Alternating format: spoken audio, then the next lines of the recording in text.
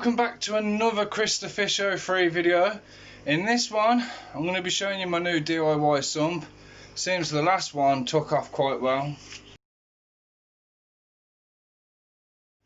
Right, so as I said, because the last DIY sump I done took off pretty well, and the last how-to video just smashed it, thank you very much everybody, I thought I'd show you my new DIY sump and give you a quick run through of how I've done it and how you can do it at home.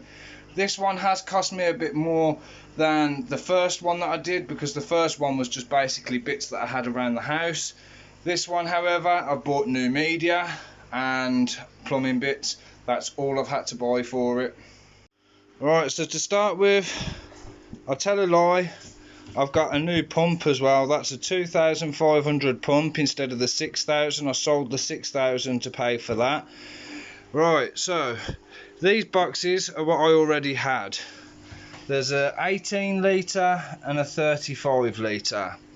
Now my mate Mitch done it all with the 18s. He done about 4 high. Up to you how many you want to do. But the way I've done it, so obviously we've got the 25mm connectors that go into the top, coming up from the pump, splits off into the two, has spray bars coming across. I'll take this off, got the spray bars, and then I've got it so it goes onto the coarse media first, then the medium, then the fine, and then I've drilled a load of holes in the bottom of this box, so that, and then I've cut the middle out of the top of this box. So if I lift that up, you can see basically it dribbles out. I've just got the frame of the lid. Then it will go into this one. So in this one we have got a sheet of floss, which I've doubled up to start with. Then I've got my thick coarse media, which I had in my first DIY sump, followed by all the ceramic media which I had in the old sump, as well as a load of the ocean rock, which you'll remember I had in here with the Malawis. So you've got all the bio and chemical and mechanical filtration, or however it goes, but I've basically got all the filter media I need in there. Then I've got it so it'll come out here. Obviously I've screwed up, I didn't get another 25, so I've got a 22mm fit in here off the old sump. Come down, you'll remember this bit was on the 6,000 going into the old sump, so I've changed it a little bit so it'll come into here. Then it'll attach onto a 25mm pipe, the same as this. At the moment it comes across, and you can see I've got a lovely flow going in. I've still got the APS canister going as well at the moment, but this is just my first test and it has worked perfectly. First time, I am absolutely buzzing. But what I'm going to be doing, as I've said before and showed you in the last video, I'm going to box off the tote. I'm going to have the window panel here. I'm going to have a plank of wood that goes across the back. I'm going to have the polycarbonate sheeting instead of the corrugated, so it's flat. That will go across underneath the wood to stop any damp, and then the front will be separate so I can lift it up. But then this will be moved over, so then the intake will go in the one hole, outtake in the other, and I can stop using that on the tote then. I always have an internal filter running on every tank anyway, always as a backup. But for my first go, absolutely fantastic. Now I will give a massive shout out to Mitch and King of DIY, Joey Mullen. Now at first I saw Joey's idea of how to do like the trickle sump and things like that, and he used the drawers. But yeah, that's a pretty good idea. Then even though I'm thanking Mitch, he kind of got it from me anyway. So when I done my DIY sump, Mitch decided to do his.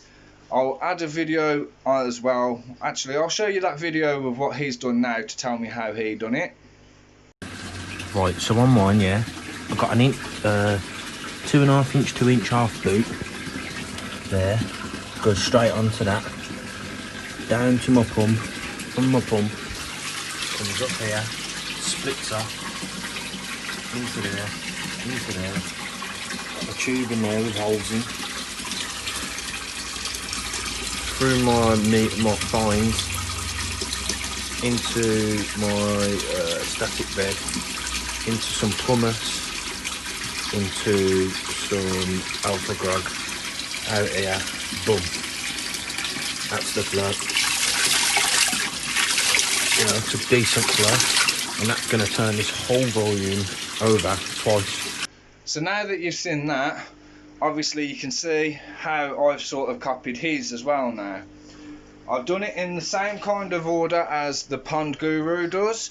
So he turns around and he says, so where it comes in, if you can get it to take the big, the small, medium and the small chunks out first, then the floss is just there to catch any left debris. The rest of it should just give it pure clean water to throw it back in. 2,500 litres going in there. Absolutely perfect. It should do the tote fine on its own, so I won't need the canister filter. I might need to slightly widen the holes that the canister filter tubes are coming in just to fit the Sump's tubes in, but it's going to look absolutely mint when it's finished. I'm just so glad that this has worked first time. Right, so as I say, I copied Mitch's for that. The same guy that gave me the DIY net. Absolutely mint. He is a fantastic geezer. Actually, I'll give him a shout out as well. Koiexotics on Instagram.